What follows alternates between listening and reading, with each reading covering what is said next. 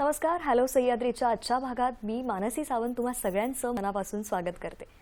कला हा शब्द उच्चारला की आठवतानी डोळ्यांसमोर येतं ते भावविश्व, संस्कृती, परंपरा आणि मानवी संवेदनाचं एक समृद्ध विश्व. अर्थात काळ बदलतो, पिढ्या बदलतात, तंत्रज्ञान बदलतं, परंतु माणसाला माणसाशी जोडून ठेवण्याचं काम करते ती म्हणजे कला.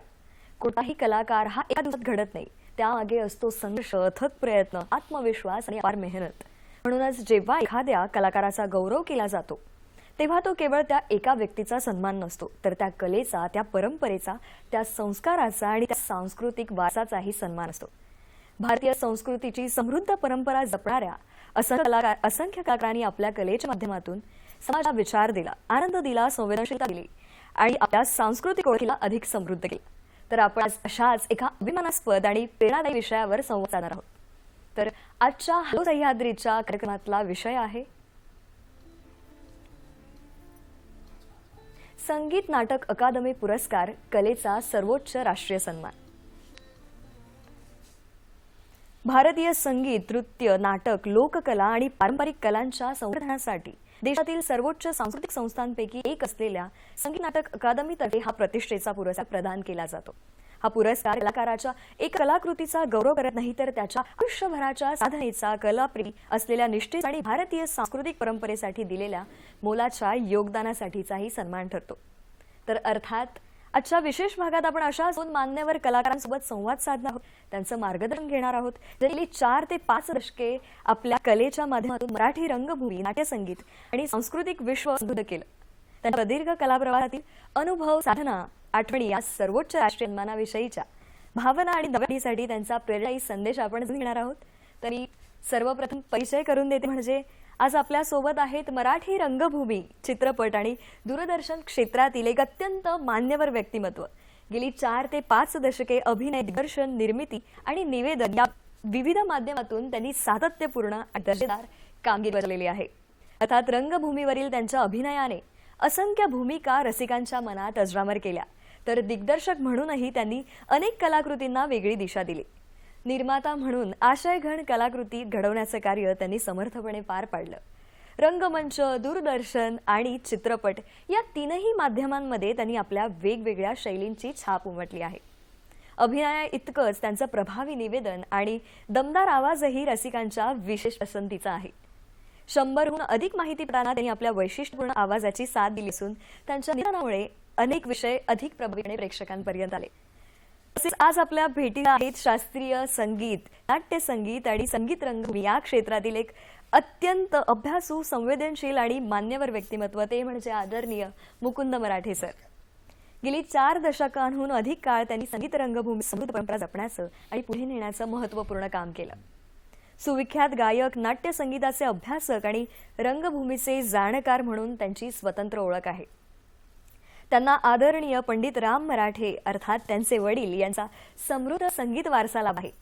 मात्र परंपरेचा केवळ वारसदार म्हणून नव्हे, तर स्वतःचा अभ्यास, साधना आणि सातत्यपूर्ण कार्यातून त्यांनी स्वतःची स्वतंत्र अशी ओळख निर्माण केली. शास्त्रीय संगीत आणि नाट्यसंगीत याचा हेतू जपत त्यांनी रसिकांच्या मनात एक वेगळं स्थान निर्माण केलं. तर प्रेक्षक हो, हॅलो सह्याद्रीच्या संपूर्ण टीम कडून तुम्हा दोघांचेही मनपूर्वक स्वागत. तर नमस्कार सर. नमस्कार. फायनली आपले आता मान्यवरांशी आणि प्रेक्षकांशी एकत्र संवाद होणार आहे. तर मी सर्वप्रथम प्रमोद सरांना विचारेन. सर, तुम्ही आम्हाला सांगा की इतक्या वर्षांचा हा अनुभव आहे आणि अर्थात तुम्ही 5 दशकांपेक्षा जास्त या रंगभूमीची सेवा केलेली आहे, तर तुमचा अनुभव कसा आहे? मी सेवा केली असं म्हणण्यापेक्षा मी कार्यरत राहण्याचा प्रयत्न केला. म्हणजे मला हौस होती, त्या हौसेला कुठेतरी एक व्यासपीठ मिळालं, रंगमंच मिळालं आणि त्यातून हळूहळू प्रगती होत गेली. कसं होतं, एखाद्या मुलाला एखादी गोष्ट आवडायला लागते, चॉकलेट असेल किंवा खाणं असेल, तो सातत्याने तेच मागतो. आम्ही नाटक मागत गेलो. आम्हाला नाटकात काम करायचं, आम्हाला रंगमंचावर करायचं. आमच्या चेहऱ्याला रंग लागला आणि आम्ही वेगळ्या विश्वात प्रवेश केला असं मला वाटतं. आणि म्हणून तो रंग कधीही उतरू नये यासाठी सातत्याने काम करत राहिलो. आजच्या मराठी रंगभूमी समोर तुम्हाला कोणती प्रमुख आव्हानं दिसतात, किंवा अर्थात आजच्या प्रेक्षकांना नेमक्या कोणत्या प्रकारच्या नाटकांची जास्त भूक आहे असं तुम्हाला वाटतं? कसं आहे माहिती मानसी, की अ, स्थित्यंतर होत असतात. गेली म्हणजे 180-85 वर्ष परंपरा आहे आपल्या मराठी नाटकाला. मग संगीत नाटकापासून असेल तर ती स्थित्यंतर होत गेलेली आहे. आणि त्या स्थित्यंतराचा जर विचार केला तर प्रेक्षक बदलत असतो त्याबरोबर त्याची अभिरुची जाणून नवीन पिढी येत असते आणि ते त्यांना जे हवं ते देत असते, किंवा मला जे करायचंय ते मी करून बघतो आणि मग प्रेक्षकांच्या गळी उतरवत नसतो तर त्यांनाही ते आवडायला लागतं. कारण आता आपण सारखी आता गेल्या काही आठवड्यांमध्ये जेन झी वगैरे अशी चर्चा आहे. INT सारखी एक स्पर्धा आहे किंवा वेगवेगळ्या स्पर्धा आहेत. आता महाराष्ट्र शासनाने सुद्धा एकांकिका स्पर्धा घेतली आहे. आणि अशा अनेक एकांकिका स्पर्धेमधून नवीन मुलं नवीन काहीतरी लिहितात, ती सादर करतात. मी 1978 साली INT मध्ये भाग घेतला होता, तेव्हा मला सगळी बक्षिसं मिळाली होती. त्या 78 ते आतापर्यंतचा जो प्रवास आहे त्या प्रवासामध्ये वेगवेगळी मुलं येत गेली, प्रयोग करत गेले आणि त्या प्रयोगातून प्रेक्षकही घडत गेला असं मला वाटतं. त्यामुळे नाटकाविषयी काही घाबरायला नको. करणारे आहेत तोपर्यंत छान करत राहणार आहेत आणि नवा विचार घेऊन. कारण मी MTNL मध्ये नोकरीला होतो, तिथली स्थित्यंतर बघितली, अगदी स्ट्राउजर पासून क्रॉसबार पासून ते इलेक्ट्रॉनिक पर्यंत, आणि इतकी माध्यमांतर झालेली आहेत सगळ्याची. ती माध्यमांतर बघताना इलेक्ट्रॉनिक मीडियामुळे सगळं पटकन सोपं झालेलं. आपल्या हातात आता नाटक आहे, सिनेमा आहे, दूरदर्शन आहे, सगळं आपल्या हातात आहे. पण तरी देखील प्रत्यक्ष बघण्याची जी ओढ असते मराठी मनाला, ती तुम्हाला रंगमंदिरापर्यंत घेऊन जाते. आणि तो आनंद जो आहे मला आजही आठवतंय की गजरे घालून किंवा गजरे घालून उभा असायचाच आमच्या बालगंधर्व आहे किंवा शिवाजी मंदिर आहे, पुस्तकं विकायला असायची. आणि ते सगळा आनंद सोहळा कुटुंब प्रमुख घेऊन यायचं सगळ्यांना. आणि ते मला वाटतं आताही चालू आहे. आणि ते फक्त काळानुरूप काही गोष्टी बदलत राहतील, पण मराठी माणूस रंगमंदिराकडे जाणारी त्याची पायवाट कधीही सोडणार नाही याची मला खात्री आहे. खरं. मी आता मुकुंद सर तुम्हाला विचारू इच्छिते की संगीत नाटक ही केवळ एक कलाकृती नाहीये, तर अर्थात शब्द, स्वर, अभिनय आणि रागदारी यांचं अत्यंत सूक्ष्म संतुलन आहे. तुमच्या मते चारही पैलूंमध्ये सर्वात कठीण साधना कोणती? सर्वप्रथम मी आजच्या कार्यक्रमामध्ये बोलल्याबद्दल दूरदर्शनचे आभार मानतो. नटेश्वर, आद्य दैवत भरतमुनी आणि माझे गुरुजन प्रमोद दादा पण गुरुस्थानीच आहेत, कारण त्यांनी पण मला खूप मार्गदर्शन केलेलं आहे वेळोवेळी. तर या सर्व स्मरण करून आपल्या प्रश्नाचं उत्तर देतो की सर्वच साधना आहे ना, सर्वात ह्याच्यामध्ये साधना करायलाच लागते आणि या सर्वाला एकमेकांशी जोडलेली आहेत. म्हणजे नृत्य कलेमध्ये आहे, संगीतामध्ये आहे, संगीतामध्ये अभिनय लागतो, अभिनयामध्ये शब्दांचं आवश्यक आहे, शब्दांमध्ये स्वर आहेत, म्हणजे तो आरोह अवरोध असतो. त्यामुळे आपण जे बोलतो ते लोकांपर्यंत पोहोचतं. आता रागदारी संगीत, मुख्य म्हणजे नाट्य संगीत म्हणजे आपण जर का विचार केलं तर संगीतातलं नाटक किंवा नाटकातलं संगीत असं आपण म्हणून एवढं पुरणार नाही. कारण नाटकाच्या संगीताला आपण भावगीत किंवा भक्तिगीत म्हणत नाही, तर त्याला पद असं म्हणतो, नाट्यपद. आता पद म्हणजे काय, आपण मराठी भाषेत म्हणतो पाऊल. जे संगीत नाटकाला पुढे 4-5 पावलं किंवा 4-5 पानं पुढे घेऊन जातं. त्या गाण्यामुळे भावार्थ आणि त्यातून ते गाणं पुढे पोचलं जातं आणि मग ते खऱ्या अर्थाने संगीत नाटक होऊ शकतं. तर अशी संगीत नाटकाची परंपरा आपल्याकडे आहे. आणि रागदारी त्यावेळी भास्करराव बखले, बाकी सर्व संगीतकारांनी, गोविंदराव टेंबे यांनी ती रागदारी वापरली आणि ते राग सर्व लोकांपर्यंत पोहोचण्याकरता हा नाट्यसंगीत अतिशय महत्त्वाचा वाटा त्याचा ठरला. आणि त्यामुळे रागसंगीताकडे किंवा शास्त्रीय संगीत नाट्यसंगीताच्या द्वारे लोकांपर्यंत उत्तम पोहोचलं. तर शब्दस्वरांचं तर महत्त्व प्रत्येक कलेमध्ये आहे. त्यामुळे नाट्यसंगीत हे भावसंगीत आणि शास्त्रीय संगीत याच्या सीमारेषेवरती आहे. दोघांचाही आपल्याला त्याच्यात उत्तम वापर करून आपण नाट्यसंगीत सादर करू शकतो. अगदीच. आता अर्थात साक्षात आदरणीय पंडित राम म्हणजेच तुमचे वडील यांचा वारसा तुम्हाला आला, परंतु स्वतःची अशी ओळख निर्माण करणे ही खरंच एक जबाबदारीची गोष्ट असते. तर ती तितकीच मोठी असते, तर त्याबद्दल आम्हाला थोडं ऐकायला आवडेल. मोठ्या घरामध्ये जन्म घेतल्यानंतर की आपल्याला एक दबाव पण असतो की आपल्याला तेवढ्या लेव्हलपर्यंत पोचायचं असतं. कारण आजूबाजूला सगळेच मोठे कलाकार आमच्या घरामध्ये असायचे. दादरला मी राहायचो, मंदार मला नाटकाच्या वगैरे आमच्या घरात तालमी व्हायच्या. विद्याधर गोखले, प्रसाद सावकार, भालचंद्र पेंढारकर, मास्टर वसंतराव देशपांडे सगळी मंडळी जवळून पाहिलेली होती. आणि ते संस्कार आणि सहवास लहानपणापासून माझ्यावरती आणि आमच्यावरती घडलेले आहेत. आणि त्यांच्यासारखं मोठं व्हायचा प्रयत्न करायचा असतो, पण आपल्या गळ्याला काय झेपेल किंवा आपल्याला गळ्याला काय चांगलं होईल. त्यामुळे बाबांनी मला सांगितलं की तुझ्या गळ्यामध्ये आग्रा गायकी चांगली आहे, ग्वाल्हेर गायकी चांगली आहे, म्हणजे आग्रा घराण्याची गायकी, तसंच रामदास कामतांची गायकी पण मी मत्स्यगंधा वगैरे काम केलं, ती मला आवडायची गायकी. अभिषेकी बुवांची गाणी आवडायची, त्यामुळे ती गाणी पण मी आपलीशी केलीच. त्यामुळे आपल्या गळा हा वेगळ्या पद्धतीने आपण डेव्हलप आपण केला मी, आणि त्यामुळे माझी स्वतःची एक आयडेंटिटी जिला म्हणतो आपण ती निर्मित करू शकलो. अर्थात घराण्याची परंपरा तर ती आम्ही राखलेलीच आहे. आमच्या घरामध्ये सुद्धा 20-22 कलाकार उत्तम प्रकारे सादरीकरण करत आहेत. क्या बात आहे. सर आपल्याला कॉल येतो आहे पुण्यावरून. हो हो हो.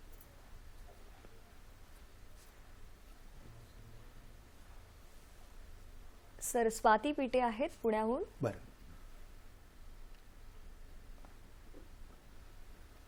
बोलू का? हो हा हो. बोला. हा नमस्कार.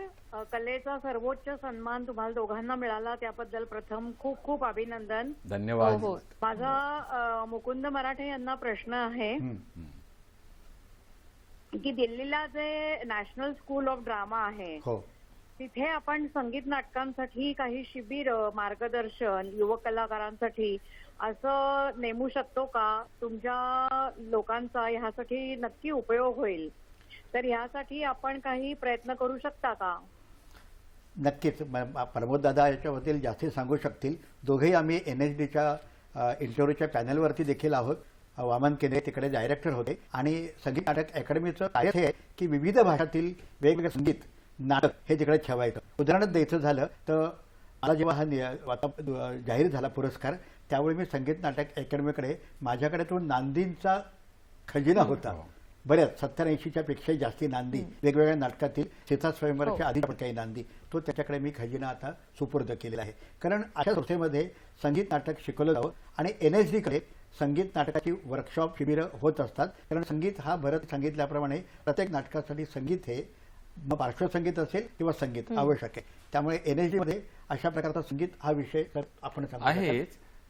काय स्वातीताई की अशा प्रकारचा करिक्युलम तिथे आपण नाही सुरू करू शकत, परंतु त्यांच्याकडून आपल्या या संगीत नाटकांच्या ठेव्यासाठी काही वेगळी मदत घेऊ शकतो, किंवा त्याचे प्रयोग वेगवेगळ्या ठिकाणी करण्यासाठी आपण त्यांच्याकडून सहकार्य घेऊ शकतो. आणि मराठी नाटक जसं भारंगम असतं जे NSD आयोजित करतं दरवर्षी, भारतातले सगळ्या नाटकांचा तो महोत्सव असतो, त्यामध्ये संगीत नाटक तिथे दाखवलं जातं.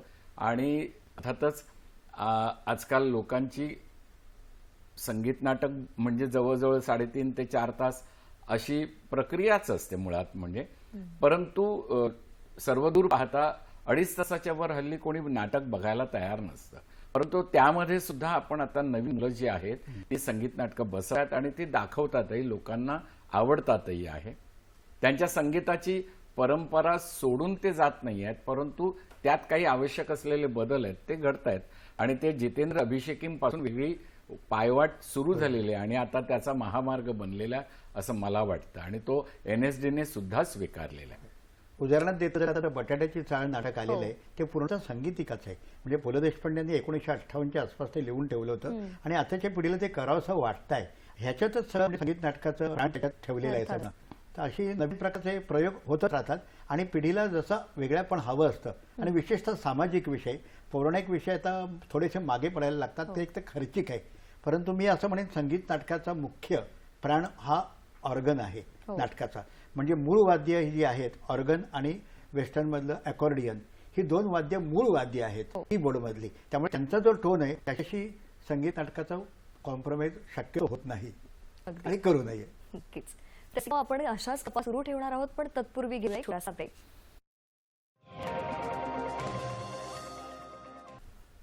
नमस्कार, तुमचं पुन्हा एकदा स्वागत आहे. तर प्रमोद, तर अभिनय, दिग्दर्शन आणि निर्माता या तीनही गोष्टींमध्ये तुम्ही खूप माहीर आहात आणि खूप उत्तम असा अनुभव आहे तुम्हाला. तर अभिनयानंतरच आम्हाला दिग्दर्शनाबद्दल ऐकायला थोडं आवडेल. कसं होतं की मला लहानपणापासून असं काही आपण वेगळं करू शकतोय का, ते मला येत नाही ते दुसऱ्याकडून करून घेऊ शकतोय का, तर त्याला दिग्दर्शन म्हणतात असं मी माझी समजत करून घेतली होती. पण आमची शाळा जी आहे म्हणजे Kemps Parel high school, Shirodkar high school पहिलं, तर त्याला दरवर्षी प्रत्येक वर्गाला ना एकांकिका करायला लागायची. छोटं नाटुकलं एक साधारण 25 ते 30 मिनिटाचं, त्याची स्पर्धा असायची. तर त्याच्यामुळे नकळत रंगमंचाशी वावर सुरू झाला. आम्हाला शिक्षक त्यावेळेला शिकवायचे की हे नाटक कसं करायचं, मग ते दिग्दर्शक होते. मग त्या दिग्दर्शनातून हे असं शिकत गेलो की आपल्याला हे करावं लागणार आहे. तर 9वीत असताना एक एकांकिका केली होती, पुन्हा एकदा सांगतोय कारण इथल्या प्रेक्षकांना कदाचित नवे असतील त्यांना ते नव्याने वाटेल.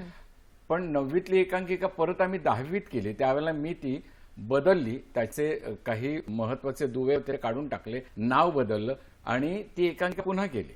म्हणजे एकच उपाय नाटक असं केलं ते. आणि अगोदरचं होतं मिशी नाही तर नाटक नाही. तर त्यामुळे माझ्या नंतर ज्यावेळेला स्वतःला बघायला लागलो त्यावेळेला मी दिग्दर्शक होण्याची चुणूक मला स्वतःला तिथे लागली की आपण हे बदल करू शकतो आणि नाटक करू शकतो. ही 9वीतली गोष्ट, 10वीतली गोष्ट आज अनेक वर्ष उलटून गेली त्या गोष्टीला, 50 वर्ष झाली. आणि मग हळूहळू ज्यावेळेला मला करावंसं वाटायला लागलं त्यावेळेला पहिल्यांदा मी प्रॉम्प्टर होतो, सेट सांभाळायचो, सगळ्याच गोष्टी करायचो. तिथे शिकत गेलो. दिग्दर्शक कसे वेगवेगळ्या पद्धतीने शिकवतात ते बघत गेलो. मग आमची उदय कला केंद्र सारखी संस्था आहे किंवा आविष्कार सारखी संस्था आहे, तर ते प्रयोगशाळा होत्या. आणि त्या प्रयोगशाळेमध्ये अनेक दिग्दर्शक येऊन गेले. त्या दिग्दर्शकांना नाटक बसवताना बघितलं, दिग्दर्शित करताना बघितलं, त्यातून शिकत गेलो. आणि दिग्दर्शन ही इतकी महत्वाची गोष्ट आहे की तुमच्या उच्चारणापासून ते अभिनयापर्यंत सगळ्याच गोष्टींचा कस लागतो. आणि प्रेक्षकांच्या मनात जाऊन बसणं, यासाठी नाटक कसं उभं करता तुम्ही, हे महत्वाचं होतं. म्हणून मग मी अनेक संस्थातून किंवा कुठे तालमी चालू असतील तिथे जाऊन बसायचो. आणि 1978 साली ज्यावेळेला INT मध्ये काहूर नावाची एकांकिका केली, तिला दिग्दर्शनाचं मला पहिलं बक्षीस मिळालं. त्यावेळेला असं लक्षात आलं की हा एक शिक्का बसलेला, आपण आता इथून पुढे प्रवासाला लागू शकतो. त्याच वेळेला दूरदर्शनने युवदर्शन तर्फे एकांकिका स्पर्धा घेतलेली होती आणि त्या स्पर्धेमध्ये सुद्धा मला दिग्दर्शनाचं पारितोषिक मिळालं. आणि ती एकांकिका दूरदर्शनवर साजरी केली गेली, दाखवली गेली. आणि मला असं वाटतं की माझ्या खऱ्या प्रवासाची सुरुवात ही दूरदर्शनने लोकांच्यापर्यंत मला पोहोचवून झालेली आहे. त्यामुळे दूरदर्शनचे इतक्या वर्षाचे मनापासून ऋण आहेत. नाही, खरंच खूप छान. म्हणजे अर्थात तेव्हापासून तुमची सुरुवात झाली आहे, ती नाळ जोडली गेली आहे ती आजपर्यंत. मुकुंद सर, आकाशवाणी आणि दूरदर्शन या दोन्ही माध्यमांनी महाराष्ट्रात नाट्य संगीत हे अजरामर केलेलं आहे, घराघरात पोहोचवलेलं आहे. आणि याच्यामध्ये अर्थात या सुवर्ण काळाचे तुम्ही दोघेही साक्षीदार आहात. पण आता त्या काळातील रसिक आणि आत्ताचे रसिक याबद्दल काय वाटतं तुम्हाला? मुख्य फरक असा आहे की त्यावेळी माध्यमच नव्हती, म्हणजे मोबाईल तर नव्हताच. म्हणजे असं आपण म्हणतो की मोबाईल कानाला लावून आजची पिढी बिघडतीये, आपणही बिघडतोय अति मोबाईलचा वापर करून. पण असं कोणी आपण म्हटलेलं ऐकत नाही की रेडिओ ऐकून तो व्यक्ती बिघडला, उलट सुधारला, घडला असं म्हणूया आपण. त्यामुळे रेडिओचं, या माध्यमाचं त्या काळात खूपच महत्व होतं, कारण टेप रेकॉर्डिंग करायची फार सोय होती. त्यामुळे संगीत नाटकं देखील त्या काळात 60 नाट्यसंगीतातील 60 ते 75 मध्ये जवळ 55 ते 56 संगीत नाटक. माझ्याकडे एक वर्तमानपत्र आहे की त्यामध्ये एका पानावरती ज्या नाटकाच्या जाहिराती असतात बरं का प्रमोद सर, त्या साधारणतः 15 ते 16 नाटकं संगीतच आहेत आणि सगळी नाटकं चालतात. नाट्यसंगीताचे कार्यक्रम षण्मुखानंद हॉलला संध्याकाळी 6 ते सकाळी 7 असे 20-22 कलाकार व्हायचे. आणि त्यावेळी रेकॉर्डिंग किंवा मोबाईल नसल्यामुळे लोक पुन्हा ते नाटक बघायला जात असत. आता तर त्या वेळच्या काळाप्रमाणे ते वाढत होते, परंतु देखील लोक कोशिश करून ते नाटक परत बघायला जायचे, कारण तो एक आनंदाचा क्षण असायचा. आणि पूर्ण परिवारासकट ही नाटकं बघितली जायची. कित्येक नाटकांचं तर असंही, मत्स्यगंधासारख्या नाटकांचं, इव्हन कट्यार सुद्धा, की जेव्हा त्या नाटकाच्या रेकॉर्ड्स आकाशवाणीवरती वाजायला लागल्या HMV काढल्यानंतर, त्यावेळी ते नाटकाला चालायला लागले. म्हणजे हे आकाशवाणीचं थोडं मोठं योगदान आहे. आणि त्यांनी प्रचंड ध्वनिमुद्रण, नानासाहेब फाटक, मास्टर दत्ताराम, केशव दाते असे लोक उत्तम मुलाखती ध्वनिमुद्रण करून टाळ्यावर ठेवलेले आहेत. आणि त्यामुळे लोकांचा आवाजाबद्दल आपण म्हणतो, त्यांच्या आवाजाची फेक उत्तम होती, ती आज देखील आपल्याला ऐकता येते. बालगंधर्वांसारख्या कलाकाराचं उत्तम ध्वनिमुद्रण आकाशवाणीने करून ठेवलं. तर आकाशवाणी माध्यम म्हणजे सगळ्यात आकाशवाणी केंद्राचं आपल्यासाठी कॉल आलेला आहे, घेऊया. सर, सांगलीहून चंद्रकांत बोधले. सांगली, बोला. हो बोला सर. हॅलो. हॅलो. हो बोला.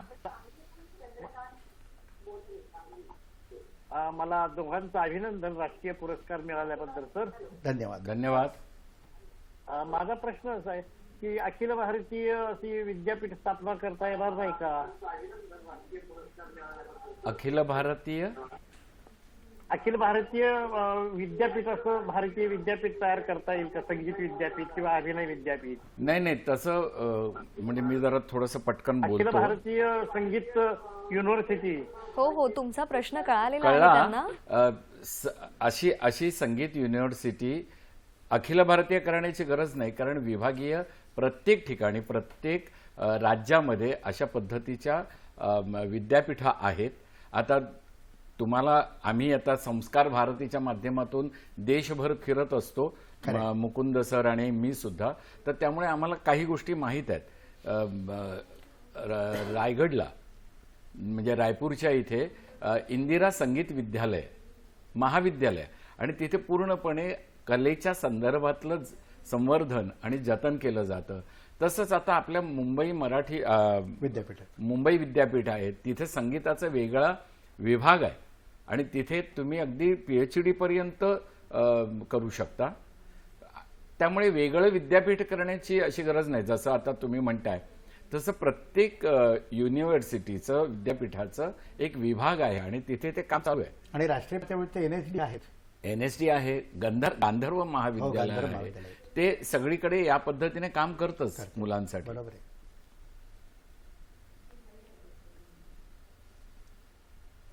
अर्थात हो.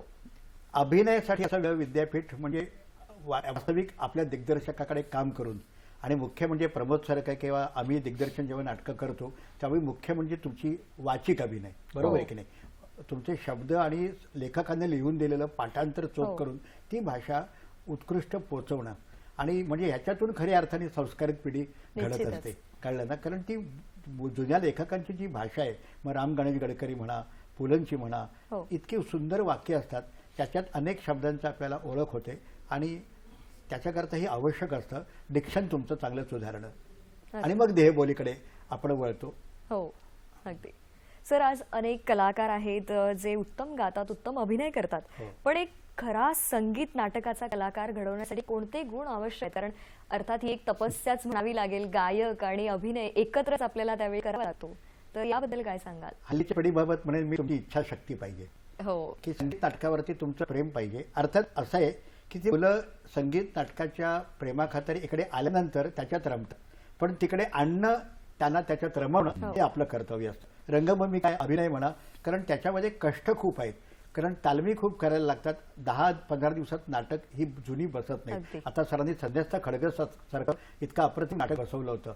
मंदारमाला, जय जय गुरुशंकर, ही सगळी नाटकं करायला कठीण आहेत, किंवा जुन्या काळातली मनापान, स्वयंवर, सौभद्र, याला तालमी खूप लागतात. आणि मुख्यतः संगीत नाटकासाठी तुम्हाला फक्त रागदारी येते म्हणून तुम्ही गाऊ शकत नाही, किंवा मला विहागरा येतोय म्हणून त्यातलं मी नाट्यपद म्हणू शकतो. ती नाट्यपदाची चौकट बांधणं आणि ठराविक आणि उपद काही स्पॉन्टेनियस तुम्हाला गायला लागतं. असं ठरलेली चौकट तुमची आउटलाईन ठरलेली असेल, पण बाकी तुम्हाला गाता आला पाहिजे. पण सांगायला आनंद आहे, खूप नवीन पिढी आता या संगीत नाटकाकडे येते, आणि म्हणजे आम्ही तुम्ही पडतोय. मी आता सांगतो मला, सुरेंद्र दातार म्हणून आपले व्यवस्थापक आहे, त्यांचा आग्रह आणि ते आम्ही करतोय. आता कटार काळजात घुसली हे पूर्ण नाटक मुलींकडून करून घेतो. सर्व भूमिका मुली करतील आणि वादक पण शक्यतो मुली असतील. आणि आता त्याच्या तालमी लवकरच सुरू होत आहेत आणि 5 नोव्हेंबरच्या आसपास त्याचे प्रयोग करायची इच्छा आहे आमची. खूप छान आणि खूप शुभेच्छा सर. मी बोलू जरा या विषयावरच.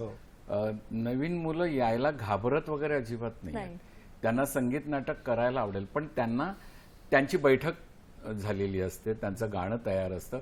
अभिनयाच्या संदर्भात फक्त त्यांना जरा साशंक असतं, मी करू शकेन का. मी अमोल बावडेकर सारखा एक अत्यंत गुणी गायक आणि गुणी नट, त्याला जबरदस्तीने मी म्हटलं नाही तू करायचंय. मग तो तयार झाल्यानंतर त्याच्या एक लक्षात आलं की मी मुंबई मराठी साहित्य संघातर्फे संत गोरा कुंभार नाटक बसवत होतो, आणि शेवटच्या अक्षरशः 10-15 दिवसात मी त्याला म्हटलं नाही तुला करावंच लागणार आहे, तू ये.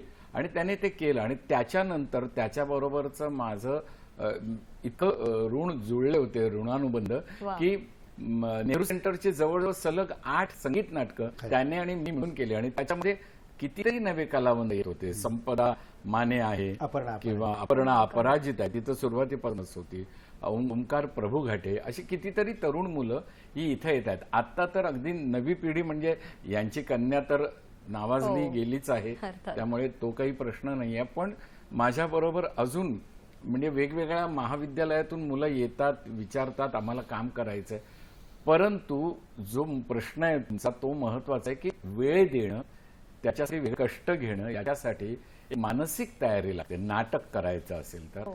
आणि ती तयारी असेल तरच त्यांनी इकडे यावं असं पण मी मला असंही म्हणेन प्रमोद सर की मुंबईच्या बाहेर, मुंबई पुण्याच्या बाहेर रत्नागिरी, कोकण, सावंतवाडी, गोवा इथे आता केंद्रबिंदू या नाटकाचा खूप सरकलेला हो. आहे. आणि तिकडची विविध संस्था आणि इतके अप्रतिम कलाकार तिकडे रंगभूमीवर काम करतायत. आणि आता त्यांना मुंबईत ती येऊन आम्ही त्यांच्याकडून संगीत नाटक करून घेते. तर यांचं रत्नागिरी वगैरे संस्थांचं खालवायला आहे. त्या संस्थांचं कार्य खूप महत्वाचं आहे. आणि राज्य नाट्य स्पर्धा आपल्याला घेतात इतके 64-65 वर्ष झाली. त्याच्यातून मी काय, प्रमोद सर काय, सगळ्या मी त्याच्यातून स्पर्धामधून बक्षिसं मिळवत आम्ही पुढपर्यंत सरकलो.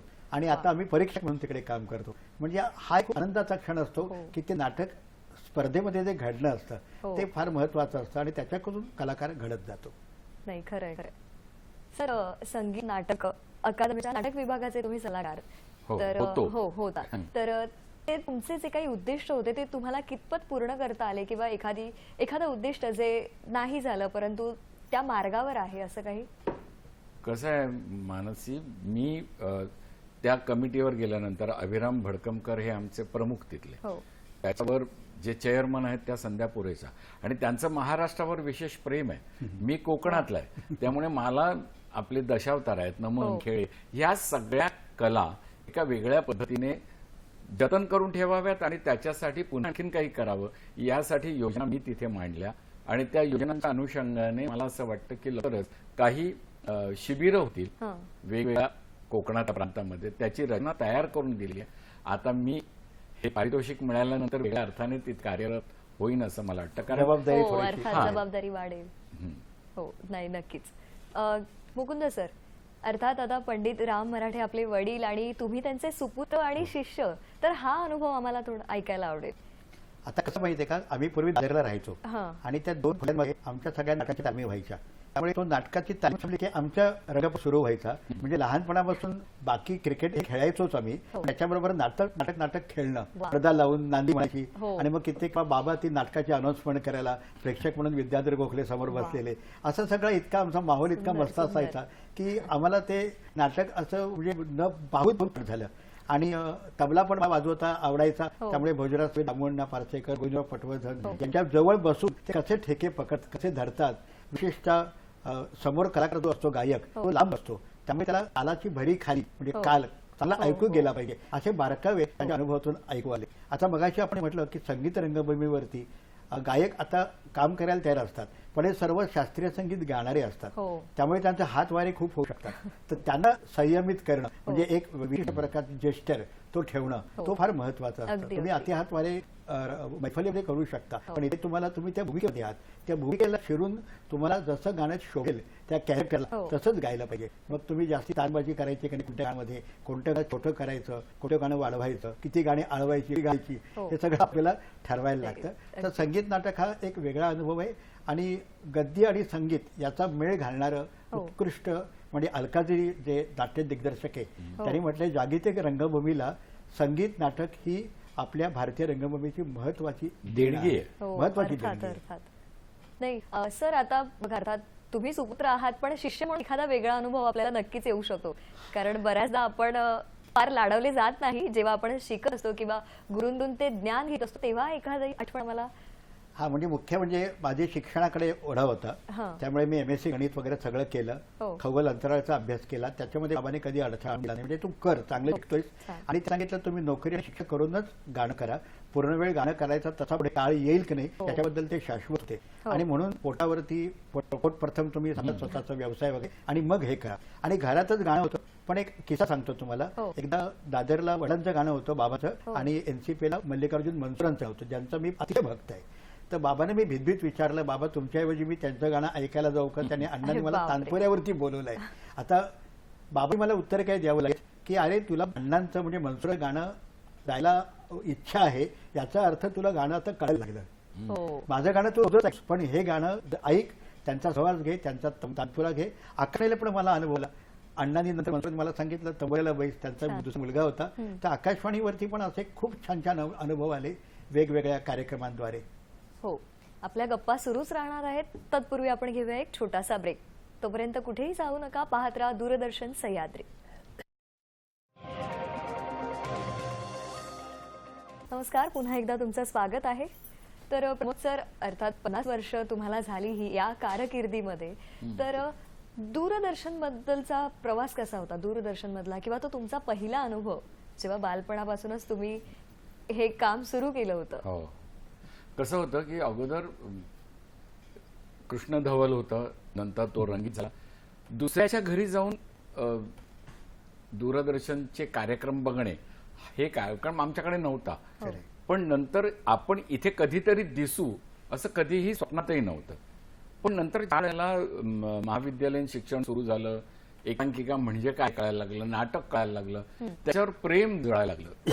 म्हटलं हे आपलं कर्तव्य आहे की इथे जाऊन आपल्याला सादर करायचं. आणि तो मगाशी जसा उल्लेख केला युवदर्शनच्या एकांकिका स्पर्धा, ज्याचं नियोजन अरुण काकतकर आणि विनय आपटेंनी केलं होतं आणि खूप मोठ्या प्रमाणात आंतर महाविद्यालयीन स्पर्धा व्हायची आणि त्याच्यामध्ये आमच्या महर्षी दयानंद महाविद्यालयातर्फे ती एकांकिका सादर झाली आणि तिथून माझा इथे प्रवास सुरू झाला. ज्याचा खास उल्लेख आहे ते इथे माहितीपट जास्तीत जास्त बनवले जायचे आणि हे कुटुंबाचं वाहिनी, कुटुंबाचं चॅनल आहे.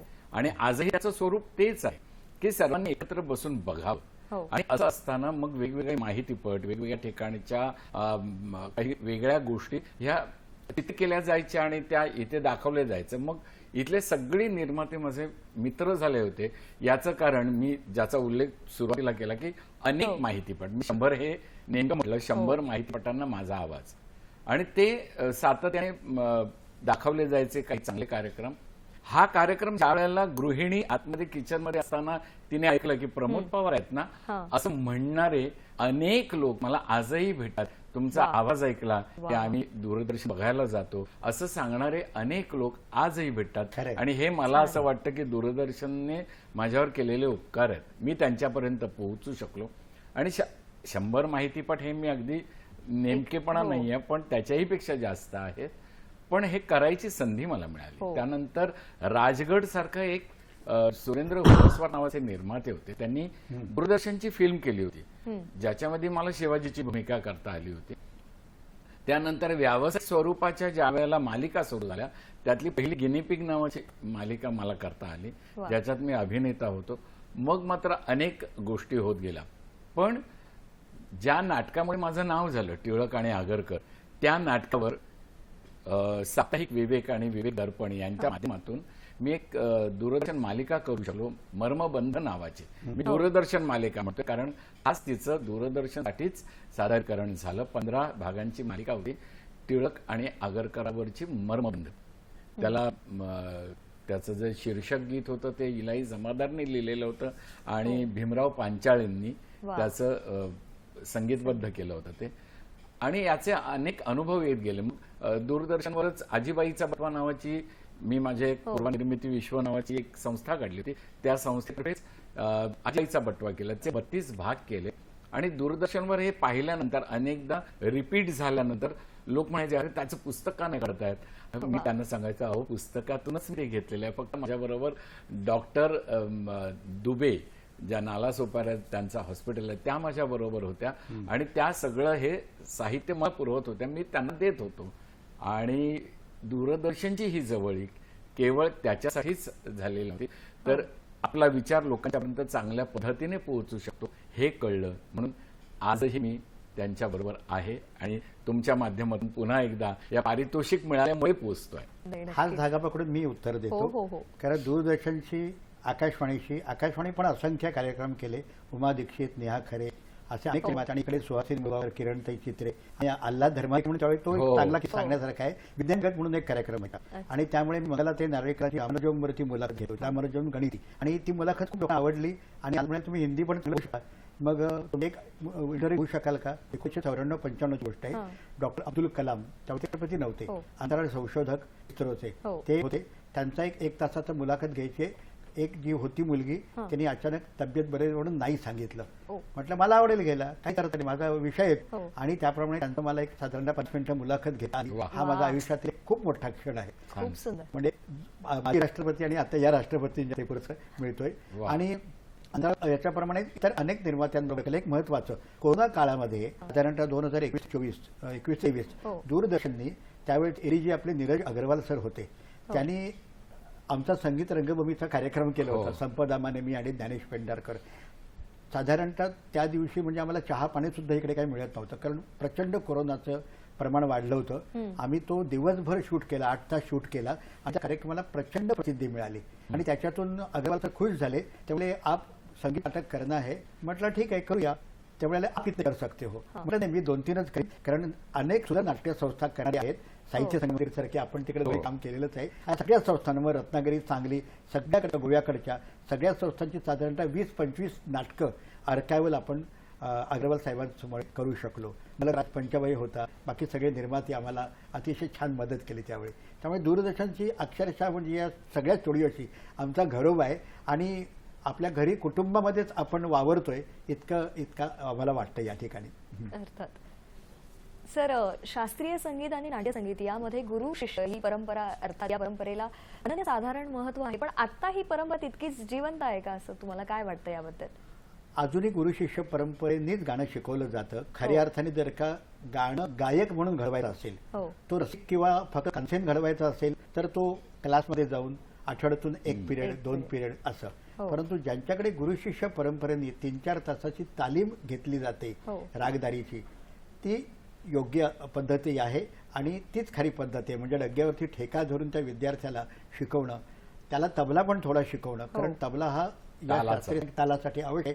ताल तुमच्या अंगात भिनला पाहिजे, पाहिजे. तर तुमचं गाणं आणखी हो. लयकारीने होऊ शकतं. असं तर नाट्यसंगीताला अशी वेगळी तालीम दिली जात नाही, परंतु त्याच्याकरता वेगळी शिबिरं मात्र आम्ही घेतो, हो. कार्यशाळा घेतो की त्याच्यामध्ये नाट्यसंगीत कशा प्रकारे चौकट मांडलं जाते. त्यामुळे एखाद्या वधूवंतामध्ये किंवा कार्यक्रमामध्ये मैफलमध्ये संगीत गाणं आणि रंगमंचावरती प्रत्यक्ष उभं राहून गाणं याच्यात पण फरक आहे.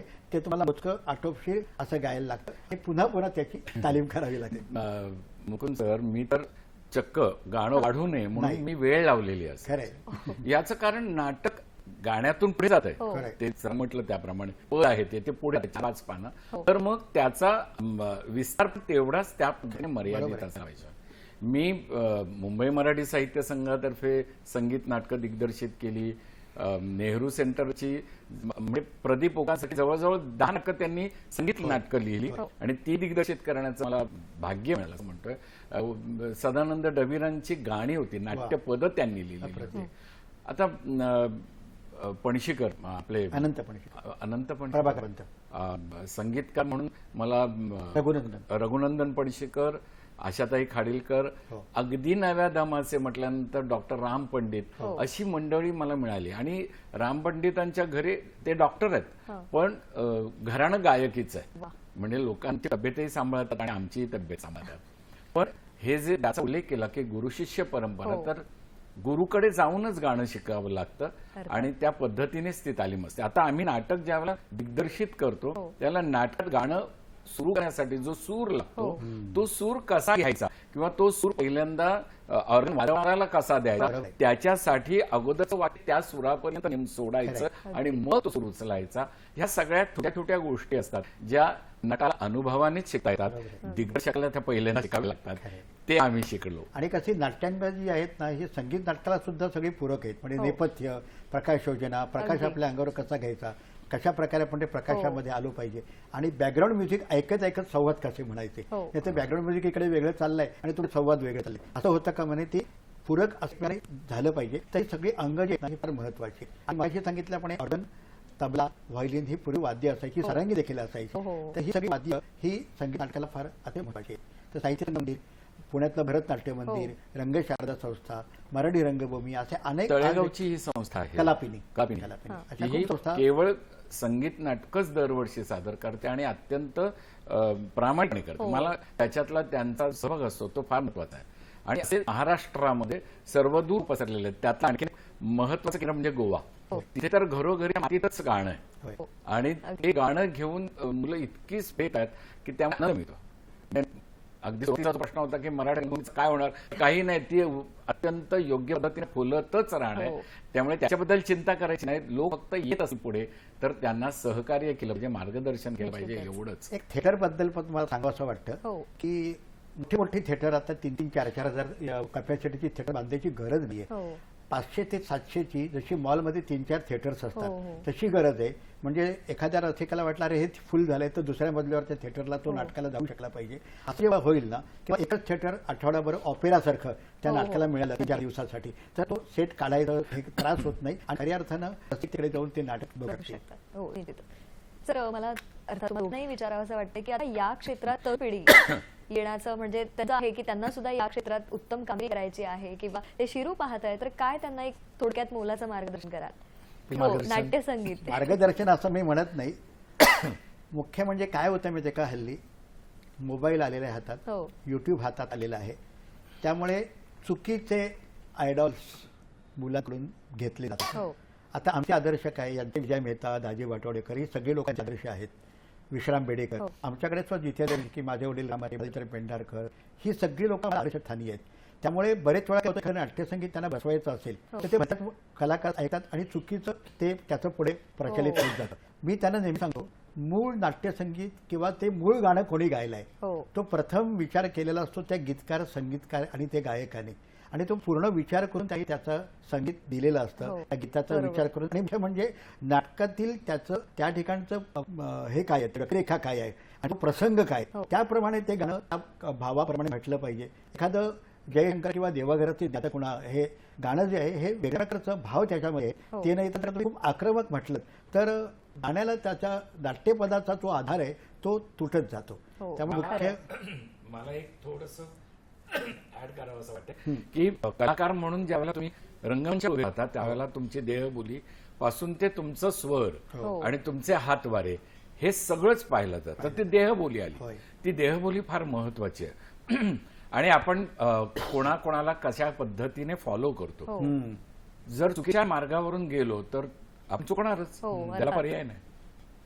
पण स्वतःची जर वाट निर्माण करायची असेल तर मात्र तुम्हाला त्याच्यासाठी वेगळे कष्ट घ्यावे लागणार. हो, अगदी. आणि म्हणजे आता थोडासा माझ्या हातून मध्ये प्रमाद घडला होता. गायक नट होण्याचा प्रयत्न केला होता पण तो अर्थातच काही प्रयोगापुरा होता. हो. आणि आता प्रसाद सावकार गेले इतकं उत्तम नाटक करून ठेवलं होतं. यांची कन्याही त्याच्यामध्ये होती, अवघा रंग एकच झाला. हो. तर त्याच्यामध्ये मी लोकांना दिग्दर्शित करत होतो तोपर्यंत ठीक होतं, पण मी स्वतः गायचंय हो. असं ज्या वेळेला झालं त्यावेळेला मला त्यातली भूमिका ही कठीण वाटायला लागली होती. हो. त्यामुळे मला त्याचा एक वेगळा अभ्यास करावा लागला होता. आणि मी मुकुंद सरांना सुद्धा विचारलं होतं की हे नेमकं होतंय बरोबर किंवा काय होतंय ते मला सांगा. कारण आपल्या भूमिका बदलत जातात त्याप्रमाणे आपल्याला थोडं का होईना अभ्यास करून बदलावं लागतं. आणि मला वाटतं हे सगळ्या हातातल्या गॅजेट्समुळे जे आपण बदलतोय ते त्याच्यामुळे न बदलता अनुभवाने सिद्ध झालेल्या गोष्टी ज्या असतात त्याने बदलावं असं मला वाटतं. मी सर तुम्हाला असंही सांगू शकतो की जसं तुम्ही गायक नट म्हणून याचा चांगला प्रयत्न केला होता, मी बघितलं होतं आपलं नाटक, परंतु गायक नट जो असतो संगीत रंगभूमीचा त्यांनी गद्याकडे देखील दुर्लक्ष करून चालत नाही. बरोबर. आता लोकांची नजर सर्वांगीण झालेली आहे. लोकांना अभिनय कळतो, गाणं कळतं, तर सगळ्याकडे तुम्ही व्यवस्थित लक्ष देऊन काम करणं अतिशय आवश्यक आहे. आणि चांगल्या दिग्दर्शकाकडून तुम्ही शिकत असता त्याच्यावरती आपल्या भूमिकेचं चिंतन होणं फार महत्वाचं असतं. हो. आणि त्याच्यामध्ये नंतर मग आपल्याला काही त्याच्यामध्ये पंचेस मिळतात, हो. अचानक सुचत जातं.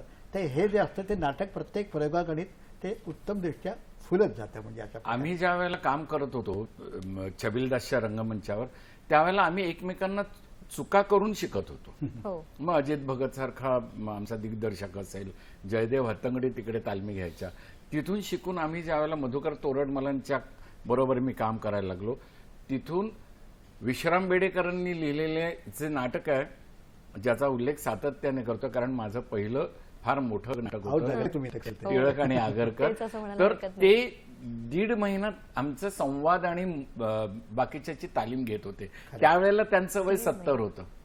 1.5 महिना आणि पहिले 15-20 दिवस केवळ बोलण्याचं, कसं बोलायचं. हो. कारण 100 वर्ष मागे जायचं होतं त्यावेळेचा माझा लय तो ईश असं का हो अगं बाई या सगळ्या गोष्टी त्यांनी आम्हाला दाखवल्या. आणि त्यांच्याबरोबर अप्रतिम. विश्राम बेडेकरांच्या बरोबर त्यांच्या सौ ज्या सगळ्यात मोठ्या लेखिका विभावरी शिरूरकर हो. त्या आम्हाला शिकवायला होत्या आणि त्याच्यामुळे त्याचा एक वेगळा आनंद मिळत गेला. त्या 15 दिवसानंतर धोतर किंवा उपकरणं घेऊन आम्ही तालमी केलेल्या आहोत. आणि ह्या तालमीचा जो भाग आहे तो सवेश आम्ही करत होतो. एक फक्त मी एकच वाक्यात सांगतो, संस्कृत नाटकाचा पण मला लहानपणी याचा उपयोग झाला आणि प्रायोगिक नाटकं हां ती जी केली ना त्यांनी खूप शिकायला मिळालं. विजय केंकरे, अजित भुरे असे डायरेक्टर चांगले हो, चांगले, हो. भास्कर चंदावरकर संगीतकार, सांगण्यासारखं खूप आहे. पण ह्या ज्यांचे देखील घडण्यामध्ये आमचा खूप म्हणजे वाटा आहे नाटकांचा, प्रायोगिक नाटकांचा. ते अर्थात सर तुम्हा दोघांसोबतही गप्पा मारून खूप म्हणजे मजा आली आणि अर्थात आपल्या या गप्पा संपणार नाहीत कारण इतक्या वर्षांचा अनुभव आहे आणि असं वाटतं की प्रेक्षकांनाही बरेच प्रश्न विचारायचे असतील परंतु वेळेच्या अभावी आपल्याला आता इथेच थांबावं लागेल. तर तत्पूर्वी तुम्हा दोघांचेही पुरस्कारासाठी मनपूर्वक अभिनंदन आणि भेटतच राहू. तर पुढील भागात भेटू नव्या विषयासह नव्या मान्यवरांसोबत. तोपर्यंत पाहत राहा दूरदर्शन सह्याद्री आणि हॅलो सह्याद्रीमध्ये मी मानसी सावंत तुम्हा सर्वांचा निरोप घेते. धन्यवाद.